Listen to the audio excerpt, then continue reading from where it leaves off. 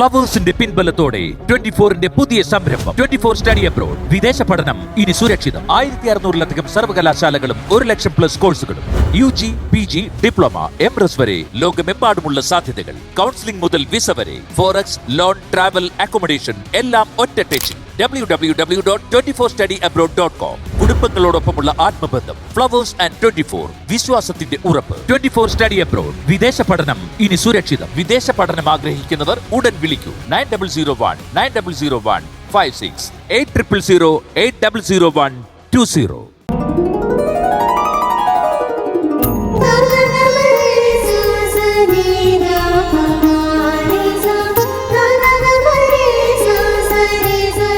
അപ്പോ ബാലചന്ദ്രൻ പലചരക്കട നടത്തുകയാണല്ലേ? അതിന്റെ കൂടെ വേറെ എന്തുണ്ട് പരിപാടി? കുറച്ച് പച്ചക്കറി ഉണ്ട്. ഓ, നമ്മുടെ തൊടിയിന്ന് പറിച്ചെടുക്കുന്നതാ. പിന്നെ പലചരക്ക് കടയോട് ചേർന്ന് ഒരു ചെറിയ മുറി ചായക്കടയാക്കിയിട്ടുണ്ട്. ഊണൊന്നുമില്ല, ചായയും പലഹാരങ്ങളും മാത്രം. ഓ, അതിന്നൊക്കെ ഇപ്പൊ എന്നാ കിട്ടാനാ? പലചരക്കടയൊക്കെ പോയി.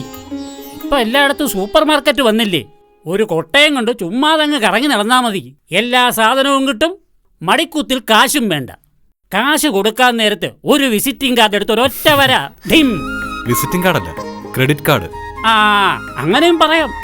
ഈ പലചരക്കിടാന്നൊക്കെ പറയുമ്പോ ജീവിക്കാൻ പറ്റും. ജീവിക്കാൻ വേണ്ടിയാണല്ലോ അമ്മാവ നമ്മൾ ജീവിക്കുന്നത്. അല്ല, അനിയച്ചാർ എന്ത് ചെയ്യുന്നു? ഇവൻ BEd കഴിഞ്ഞു. ഇപ്പൊ 2 പാരൽ കോളേജ് പഠിപ്പിക്കുക.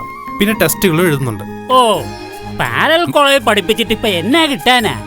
പഠിപ്പിക്കുകയാണെങ്കിൽ ഏതേലും വലിയ കോളേജിൽ പഠിപ്പിക്കണം. പിന്നെ ടെസ്റ്റ്, സാധാരണ ടെസ്റ്റ് ഒന്നും എഴുതിയിട്ട് ഒരു കാര്യവുമില്ല. എഴുതുകയാണെങ്കിൽ വല്ല IAS IPS എഴുതണം. അല്ല, അമ്മാവന്റെ മക്കളൊക്കെ എന്ത് ചെയ്യേ? 3 ആൺമക്കളാ. 2 പേര് ബസ് ഓടിക്കുന്നു, ഒരുത്തൻ ഓട്ടോ. അതെങ്ങനാ? എന്റെ മക്കളുടെ കാര്യത്തിൽ ഞാൻ ശ്രദ്ധിച്ചിട്ടേ ഇല്ല. ഇവൾക്ക്, ഈ സീതയ്ക്ക് 5 വയസ്സുള്ളപ്പോഴാ ഇവളുടെ അച്ഛന്റെ മരണം. പിന്നെ വനജപ്പങ്ങളെയും മോളെയും നോക്കിയല്ലായിരുന്നു ഈ പൂക്കോട് രാഘവന്റെ ജീവിതം. നിങ്ങൾ ചായ കുടിക്ക്, ആ മുറുക്കൂട് എടുത്ത് കഴിക്കുക. ഇനി ഇവർക്ക് എന്തെങ്കിലും സംസാരിക്കാനുണ്ടെങ്കിൽ ആവാല്ലേ?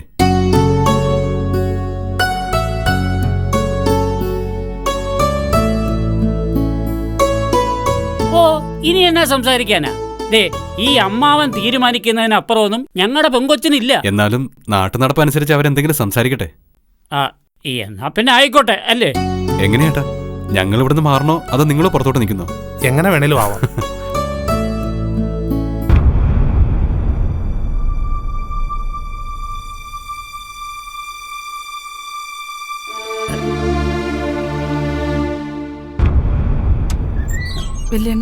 ആവശ്യമില്ലാത്തൊന്നും വിളമ്പരുന്ന് പെണ്ണിനോട് പറഞ്ഞിട്ടുണ്ടല്ലോ. ഉണ്ട്. എന്നാലും നമ്മുടെ കാര്യങ്ങൾ നമ്മൾ തുറന്നു പറയണ്ടേ വല്യണ്ണ? വലിയ സത്യസന്ധത കളിച്ചാലേ മോന്തക്കിട്ടൊരു തേപ്പ് വെച്ച് വരും കേട്ടല്ലോ. നീയേ ഹരിചന്ദ്രന്റെ പെങ്ങളല്ല, പൂക്കോടി രാഘവന്റെ പെങ്ങളാ. ഇനി എന്തെല്ലാം കാര്യങ്ങൾ മറച്ചു വെച്ചാ ഓരോരുത്തർ ഓരോ കല്യാണം നടത്തുന്നത്. ഇതിപ്പോ തലപോകുന്ന കാര്യമൊന്നും അല്ലല്ലോ. നമ്മുടെ ചില അവസ്ഥകൾ പറയുന്നില്ല, അത്രേ ഉള്ളൂ. അത്രേ ഉള്ളൂ.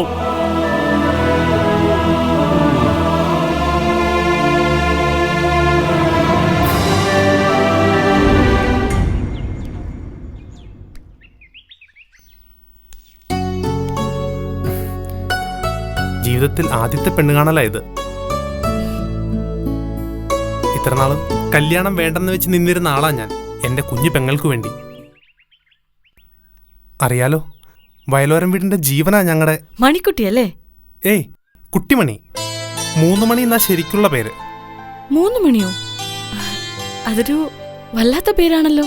മാർച്ച് മാസം 3-ാം തീയതി 3 നക്ഷത്രങ്ങൾ ഒരേ നേർരേഖയിൽ വന്നപ്പോഴാ അവളുടെ ജനനം. 3ാമത്തെ കുട്ടിയുമല്ലേ, അങ്ങനെയിട്ട പേരാ 3 മണി. ഓ, ഭാഗ്യ നക്ഷത്രങ്ങളൊക്കെ കാവൽ ദൈവം ചതിച്ചു. പ്രായം 24 കഴിഞ്ഞെങ്കിലും 5 വയസ്സുകാരിയുടെ ബുദ്ധിയേ ഉള്ളൂ. അവൾക്ക് വേണ്ടി കല്യാണമേ വേണ്ടെന്നായിരുന്നു രവിക്കും. ഇപ്പൊ നല്ലൊരാലോചന വന്നപ്പോ അവനൊരു താല്പര്യം. എന്നാ ഞാൻ കെട്ടാതെ കെട്ടത്തില്ലെന്ന് അവനൊരു വാശിയും. അതാ ഞാൻ ആദ്യം അനീതിക്ക് വേണ്ടി കല്യാണം വേണ്ടാന്ന് പറഞ്ഞു നിന്നു. ഇപ്പോ അനിയന് വേണ്ടി കല്യാണം കഴിക്കാൻ ഒരുങ്ങുന്നു. അങ്ങനെയാണോ? സത്യം പറഞ്ഞ അനിയന് വേണ്ടിയായി പെണ്ണ് കാണലിന് വന്നത്. പക്ഷേ ഇപ്പോ ഒരു തീരുമാനമെടുക്കുന്നത് എനിക്കിഷ്ടപ്പെട്ടിട്ട് തന്നെയാ.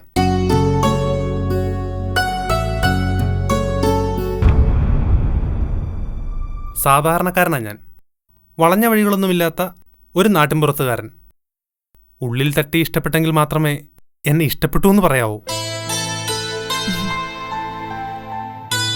നമുക്കിടയിൽ പ്രായത്തിന്റെ നല്ല അന്തരമുണ്ട്. കാഴ്ചപ്പാടുകളിലും വ്യത്യാസം ഉണ്ടായേക്കാം. എങ്കിലും പൊരുത്തപ്പെടാനാവുമെന്നാണ് എൻ്റെ വിശ്വാസം.